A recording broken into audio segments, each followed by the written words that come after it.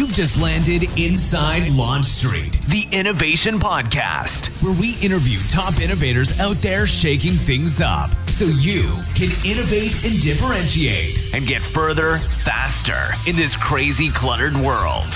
And now, innovation thought leader and your super fly host, Tamara Kleinberg.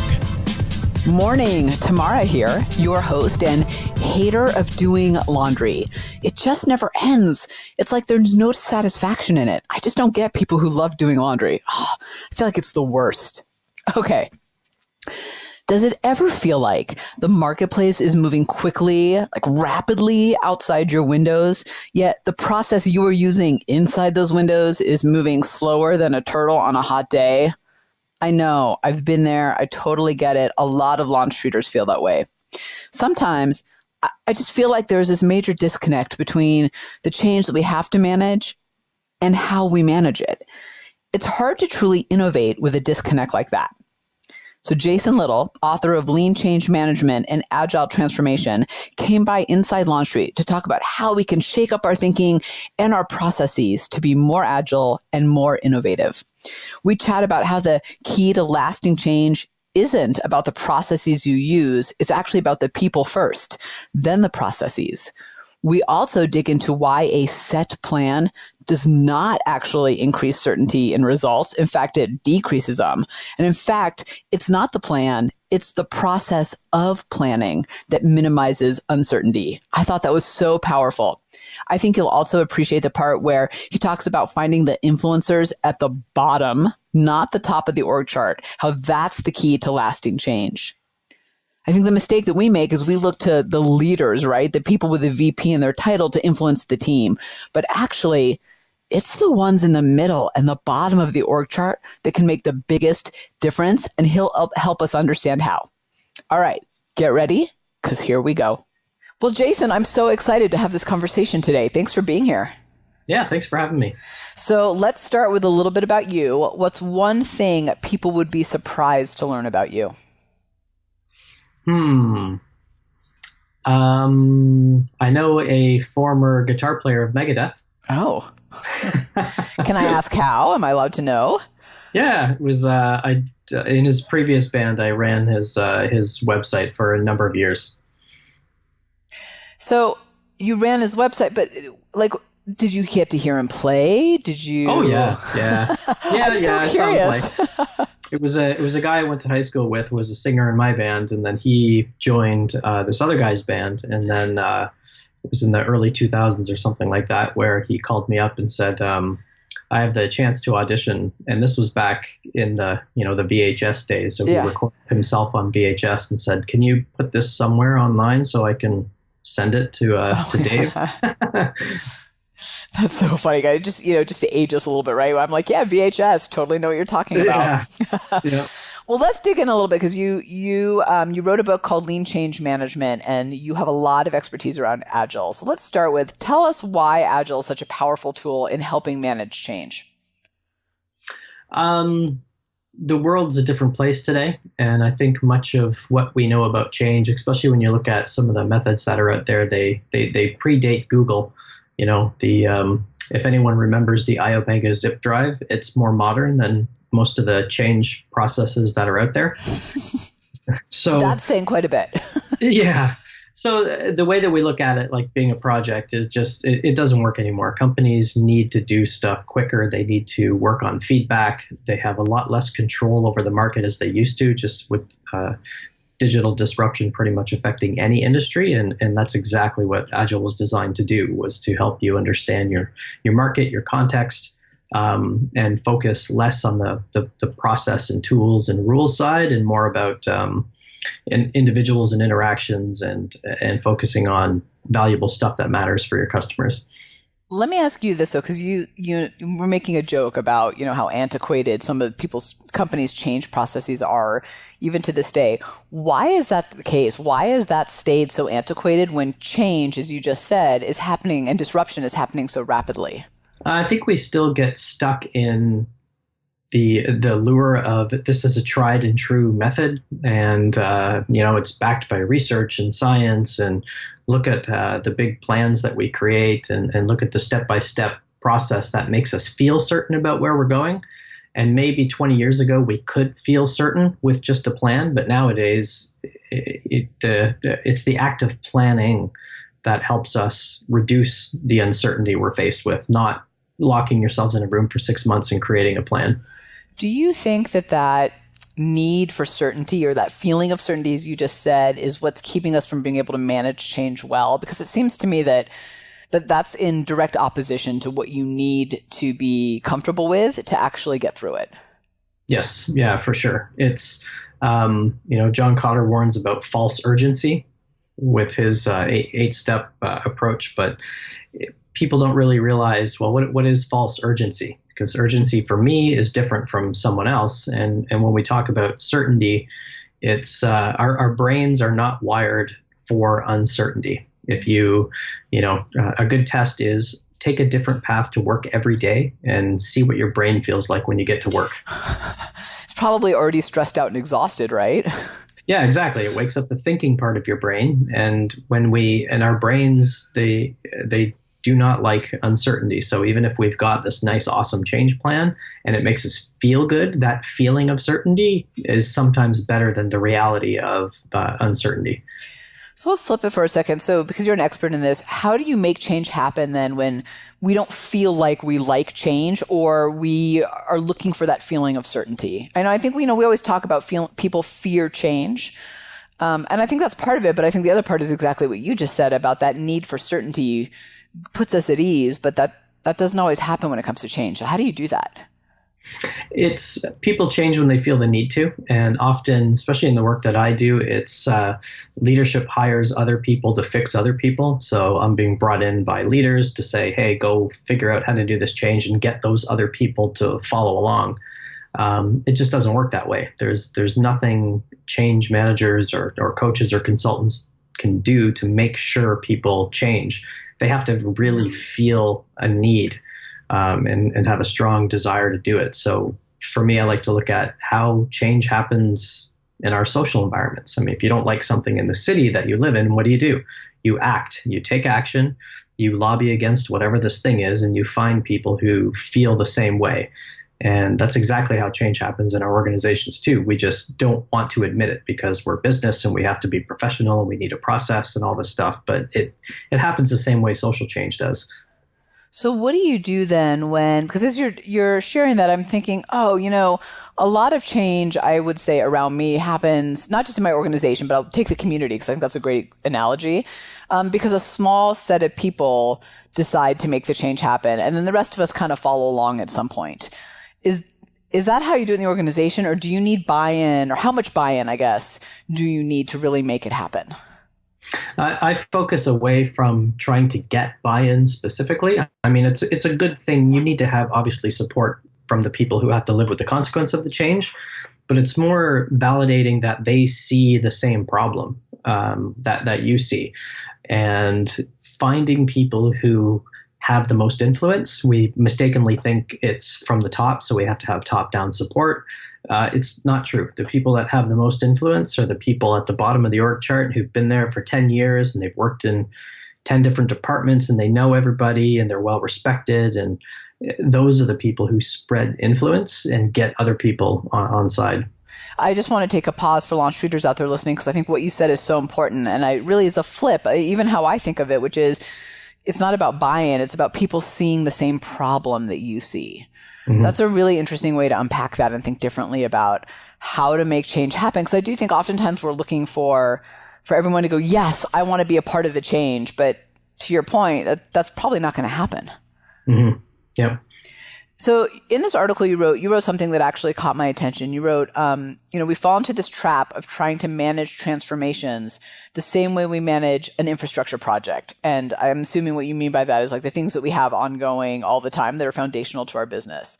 Mm-hmm. Why can't we manage those two things the same way? And, I'm personally asking because I see it with innovation too, and with new ideas time and time again, if we try to manage the new or the different the same way we manage the old and the traditional.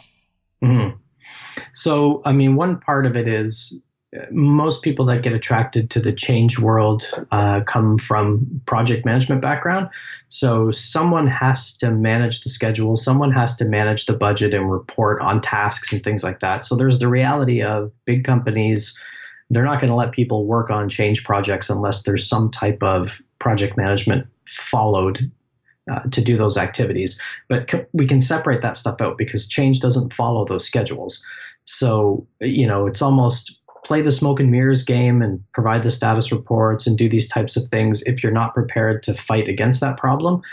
But it's unnatural. It assumes that people, you got a 1,000-person organization and you need to get all 1,000 people bought into the change at the same level of understanding at the same time and phases. It's not reality. It doesn't work that way. So one of the things that I found in innovation, and I'm curious if it works the same way with transformation and change, is in trying to manage the new ideas, the innovation, the new products, the new pipeline in the same way as the old ones, people tend to then, or leadership tend to put the same milestones on the new ones, and then they fail or they're perceived as failing because they didn't meet these insane milestones that really shouldn't be applied to them because they're new and different and smaller and trying to be more lean and all these things. But because we don't know how to gauge them, the success of them differently, we put the old ones on them and then they're destined to fail or at least be perceived as a fail. Do you think happens with change management too, of how we set up those expectations and how we then measure the progress along the way? Yeah. And I think it's how we create either our change department or who we bring in to run and execute that change. So especially in bigger companies, they tend to not have disruptors, people with more disruptive personalities run those types of programs. They think, well, we have to get this innovation thing to work or this agile transformation or whatever this is. So we need somebody who's well organized and authoritative and they can make this thing work, when what they really need is people that will shake the place up to figure out how to use, if you're implementing agile or innovation, you got to kind of go at that in an innovative way, not the same way you normally solve problems. So it's like the George Costanza method, right? Do the opposite. I like his, look busy and then leave so people leave you alone. That's my George Costanza. Like, I'm out. I love him. So I wanted to dig in a little bit on Agile with you real quickly because I was I think it was Memphis recently with a group of IT leaders. I was doing a keynote and one of them came up to me afterwards and said, I love Agile. We implemented it. It's totally helped us transform how we experiment and innovate and run projects and lead some change they needed internally. We had this conversation. Then another one comes up to me and he goes, I really hate it. I can't stick to 2 weeks deadlines. That's unrealistic. I don't know why. And he was very hung up on the specifics of the tactics versus maybe the why behind it, as you said earlier. So I would just love some understanding for our listeners around what should we take away from Agile? What works about it, and what maybe pitfalls or challenges should we be looking out for? Sure. Well, it starts from the manifesto, 4 values, 12 principles that are pretty simple and pretty common sense.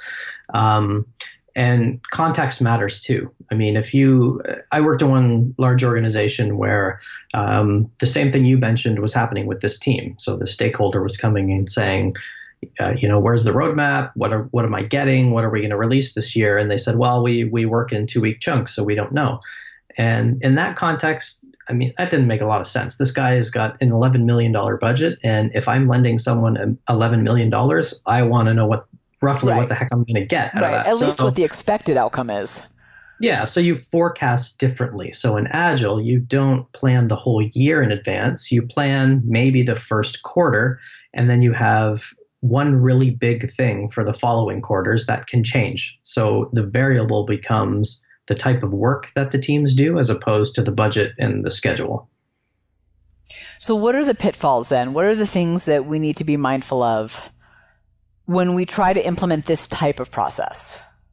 I would say most fall into the trap of trying to shoehorn Agile into their existing structure and processes. So instead of building a cross-functional team from people in multiple departments that have to work together to deliver value to the customer, they focus on how do we make the developers more agile? How do we make the testers more agile? How do we make the business more agile? And they don't optimize the whole. They just optimize little tiny pieces, which almost makes it worse because people have divergent priorities and they're misaligned and there's lots of fragmentation of practices around the organization.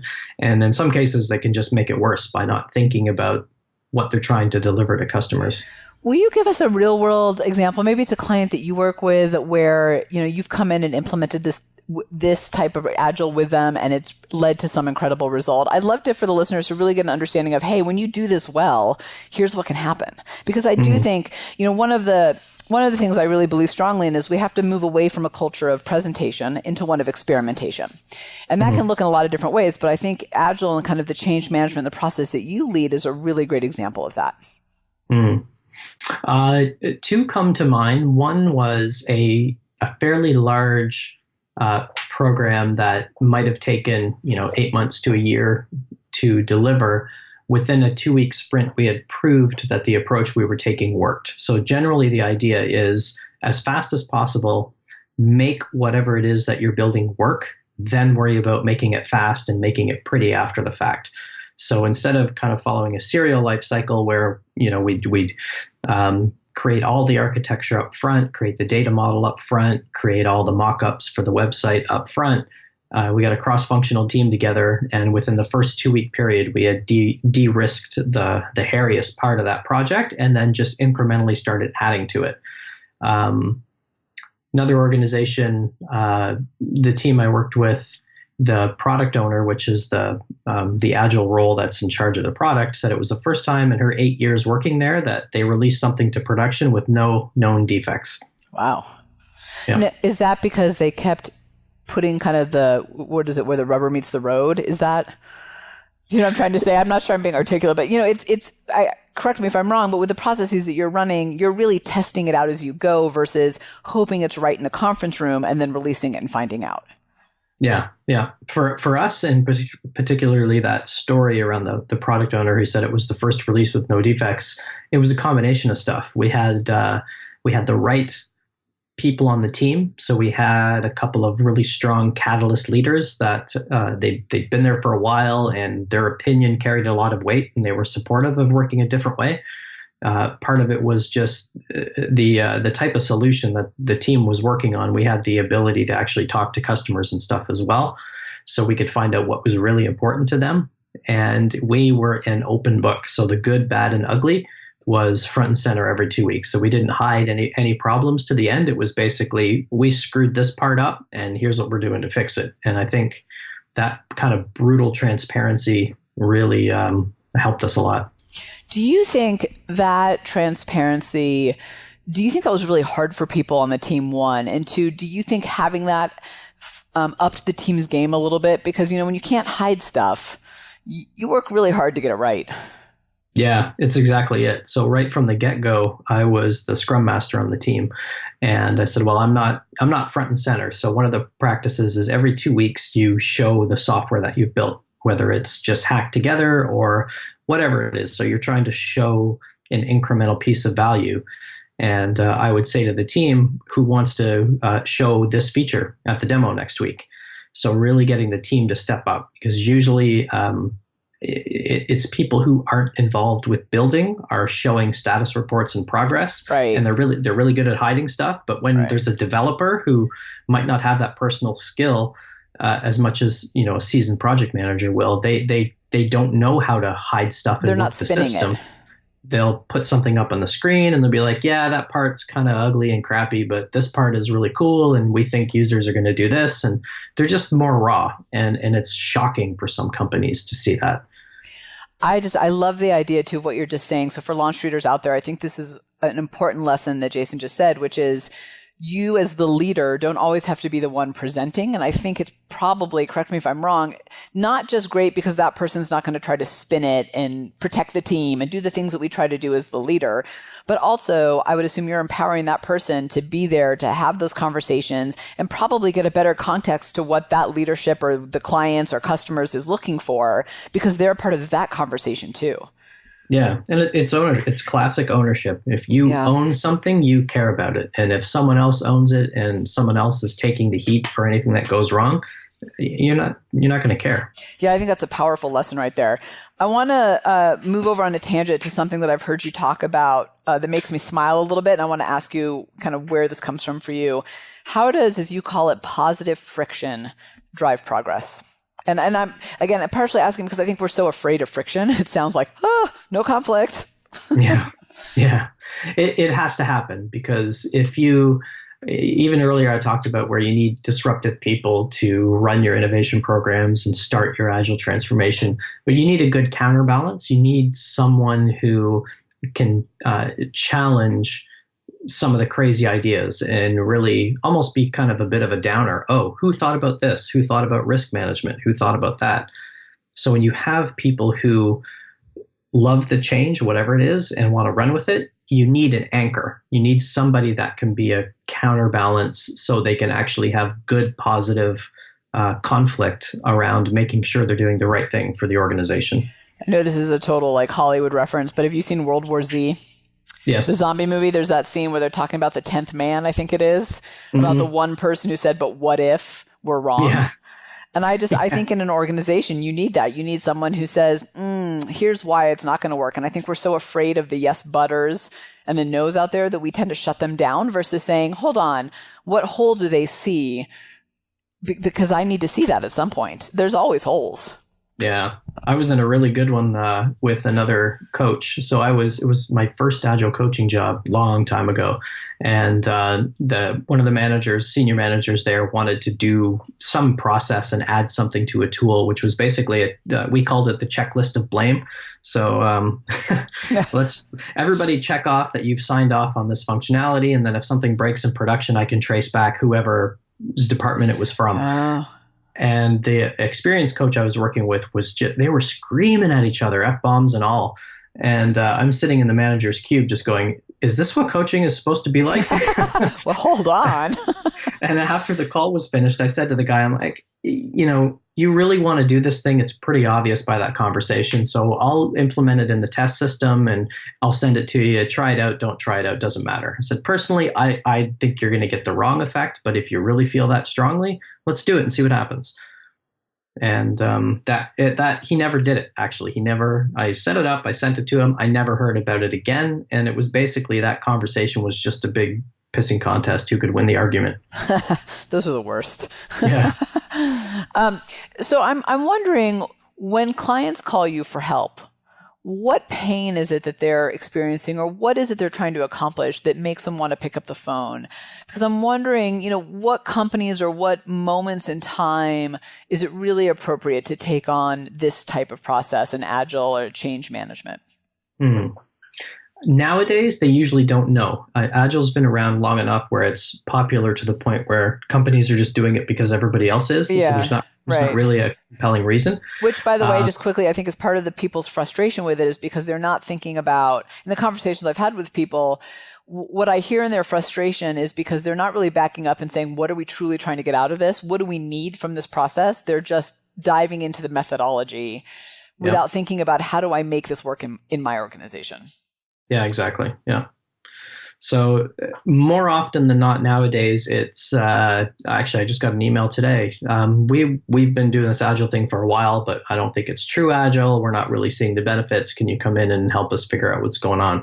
So it's usually the people who brought it in the first place have a mental picture of what it should look like. And when they see different behavior and different outcomes compared to what the marketing brochure of Agile says, they're like, something doesn't compute here. We need to fix this. So that's probably the strongest pattern I see.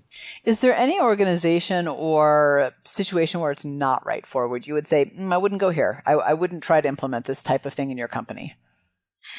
For me, it's risk versus reward. I was in one company and I jumped onto an HR project, and the HR director there said, we can't do Agile on this payroll project. And I'm like, well, you can. The context doesn't matter theoretically for how you actually do it. But it basically came down to, it's better for me as the HR director to screw up our payroll system for 80,000 people if I did it the old way, as opposed to if I took a risk and tried to work in a more agile way. So It's risk versus reward, and how visible and severe would the failure be? That's really powerful. Launch treaters just take a moment to take that in of it's easier to fail with tried and true methods than it is to admit to failure when you try something new, which I think is a lot about the culture of the organization and the people up, down, and sideways on the ladder too. But isn't that amazing? It just kind of blew my mind a little bit. Wait a minute. It's okay to fail if I did it the way that worked before, but not okay to fail if I try it new. Yeah. It's kind of counterintuitive in some ways, especially because context changes around you. So if you're doing stuff that's the way you've always done it, the marketplace, your world has changed. So to not keep up seems risky too. Yeah. And it was an internal project too. So it's not like if the project took twice as long and cost twice as much, the only real problem would be egg on the face syndrome. The company wouldn't go under if HR didn't switch their payroll over to this new system at the right time, other than the fines or the having to license two products type of stuff. But you're not going to crash a plane or kill a patient if you mess up the software. So yeah. That's funny. I always say that when I get stressed out about stuff. I'm like, all right, Tamara, you're not a brain surgeon. Nobody's going to live or die by what you do. Stop stressing out. So I have to ask this because it totally piqued my curiosity when I, was reading stuff about you. And there's this one article in particular. What's the whole manage change like a rock star thing? That was a surprise. So I did the interview and then I got the article and I went, oh, I didn't know they were going to do that because I play drums. So I thought, well, you guys could have painted me like Peter Criss from Kiss. That would have been kind of fit the theme. But it was, change management is the uncoolest, unsexiest thing ever, right? Which I think why it surprised me. I was like, wait a minute. Yeah. So why does it have to be that way? Why can't you go in and reorganize people or do whatever change managers or organizational change people do and have a bit of fun with it? So why does it have to be, you're coming in with a power suit or your suit and tie, you've got this big Gantt chart and this plan and the PowerPoints and serious business meetings, and have fun with it. You spend 80% of your life at work. Why do you want to just not do something cool and exciting and different? And it gets people to wake up too. If they see we do have different approaches we can take for change. We don't have to follow this 40-year-old step-by-step method, that my dad used in the tire factory. We can do something different and edgy and cool. I think it kind of goes back to what you're saying earlier about people seeing the problem, but also wanting to be a part of the process. Doesn't mean you have to agree to the change, but I mean, there is something to be said for making it cool and fun and sexy and, all those things. It just makes it more interesting for people. Yeah. And it's not my company either. A lot of the times the change people, they're outsiders. Yeah. So we kind of have to sell this step by step. We can ensure this and we can ensure that. But the people who have to live with the consequence are there for the long term. So they can kind of wait and see. They can try small experiments out. If it doesn't work, is it really the end of the world? They can try again.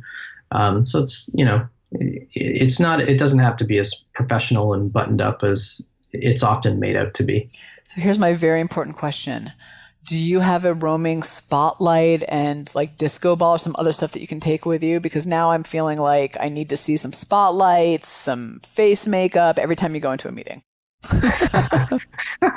I started a conference talk by doing a Zumba dance routine once. That's awesome. First of all, change management. Should we talk about the fact that you do Zumba and that you know a routine, or that you did that in a meeting? I'm not sure which one to focus on.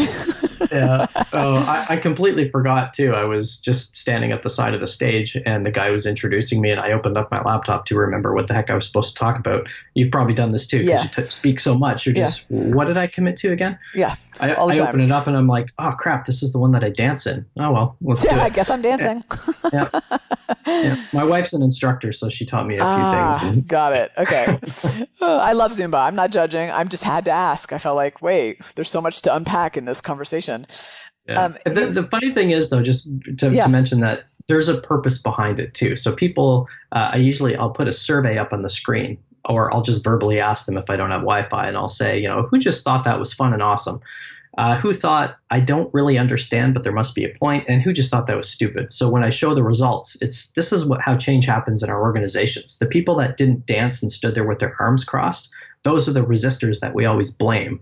And the people that just did it for fun, those are the people who are motivated and want to do it and they're going to drag the middle people along who just think there's a point, but they don't really get it. So that's the way change goes sometimes. So there is a message. Plus, it's really fun just to have that power over an audience, and they go dance at a conference. I love your lesson out of it, though. You've got those different types of people. Do you think when implementing change or moving to a more agile culture that you need to identify who those people are ahead of time? Do you really need to know that, or is that just going to shake out during the process, like during your dance? You find out really fast. I like to do informal things like lean coffee, and I'll just put posters up around the building and say, Tuesday morning, 8:30, bring your coffee. We're going to talk about agile or innovation or whatever the change is. And the people who show up are usually the people on the extreme ends. It's the people that want to do it and they're supportive, and it's the people who want to come there and just tell you this will never work here. Right. How does Agile help a team or organization create more of a culture of innovation long term, not just for the specific project, but in the long haul? Because we've really seen that innovation is a competitive advantage, but often organizations struggle with actually keeping it front and center. That's a tough one. For me, it really depends on how well the organization supports the people who are doing it. Because I've seen patterns where after 12 to 18 months in big companies, the people who love doing this stuff are the first to leave because the organization's not going fast enough for them. But usually somebody who is outside this agile or innovation ecosystem, they peek their head in the door and they go, I could probably use that over here. So the people who dance first, when they leave, the people who are in the middle and kind of waited, they take their place. They take the place of the movers. Yeah. That kind of leads me to think, too, that maybe we need to leave a little more room for those people in the middle to step up and dance. Yeah. And don't force them to. If they don't want to do it, who cares? You don't have to transform your whole organization. You just need to figure out where are the pockets where it makes the most sense, and let the people doing the work have a say in deciding how to do it. Yeah. Tell me a little bit about the book you wrote, Lean Change Management. So it started with a blog post about 8 years ago where I just ran face first into an organizational change problem and thought there's got to be something more than just Agile to get to figure out how organizations can shift.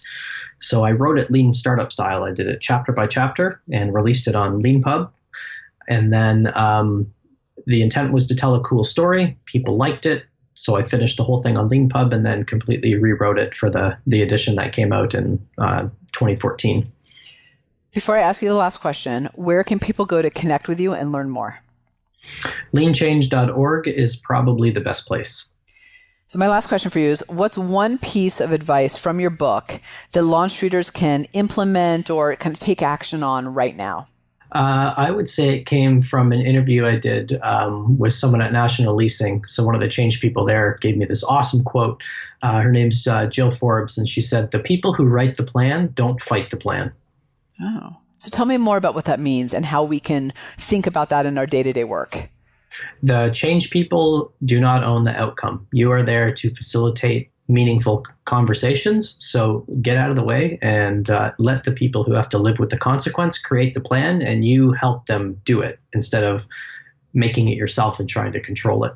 I think sounds like a great piece of leadership advice, regardless of if you're coming in like you and I do. We go into organizations to do stuff.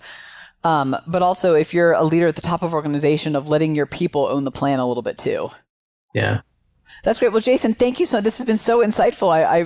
I feel like I have a much deeper understanding of not only the benefits of Agile, but how to think differently about change within an organization. Very cool. Yeah, I enjoyed it. Okay, before you go, I have one question for you.